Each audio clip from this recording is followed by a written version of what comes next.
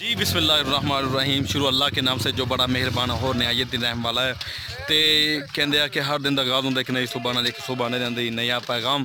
तो अज का दिन भी बड़ा इस तरह से कि सूरज ग्रहण तकरीबन 1 बजे तक सूरज ग्रहण का लग्या। उदों बाद कोई दोस्त आया, मेहमान आया साढ़े गुजरावाला तो हाफजाबाद तो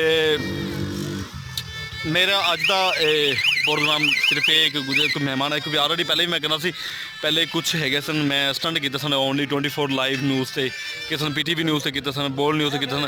तो अज मैं एक अपने खेतों एक स्टंट कर लग्या, काफ़ी सारे दोस्त भी आया तो एक रिकॉर्ड है ये भी ओनली वैसे पाकिस्तान आउट ऑफ कंट्री बनाया, लेकिन ये मैं कुछ दसना चाहना लिहाजा कोई भी ऐसा कोई दोस्त कोशिश ना करे कि इस तरह स्टंट करने जिन्हों तक अपनी खुद उनकी ट्रेनिंग ना हो, ठीक है।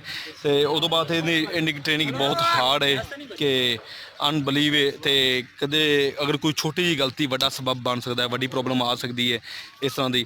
तो मेरे भाई मैं कहना चाहना कि जेडे मोटरसाइकिल आए आ सारे दोस्त आए आ ये वे मेरे अपने नहीं है, लेकिन ये राह जाते हैं बाज़ एक स्टंट प्रोग्राम में कुछ टीमां होंदियां ने, अपने किटां होंदियां ने, उन्होंने पूरी टीम होंदी जिस तरीके वो वर्क करते हैं जे किस तरीके मोटरसाइकिल रोकते हैं, ठीक है।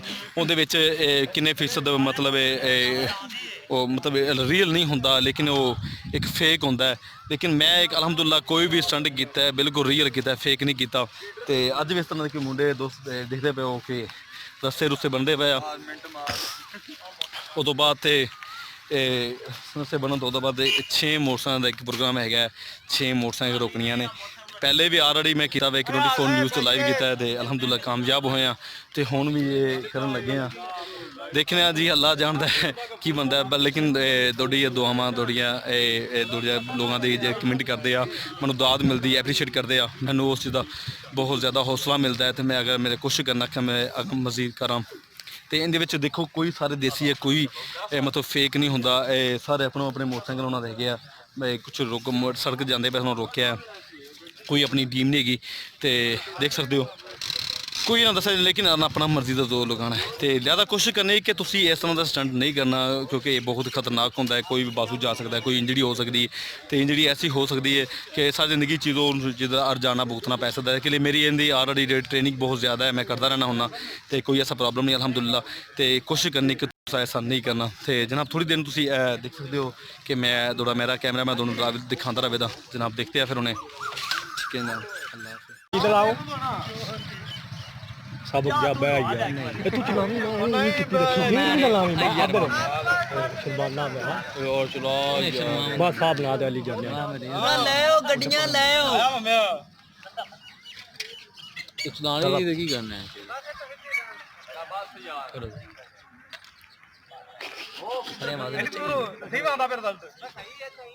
की वीडियो से स्टार्ट अभी नहीं स्टार्ट हो गई यार, आमिर आपने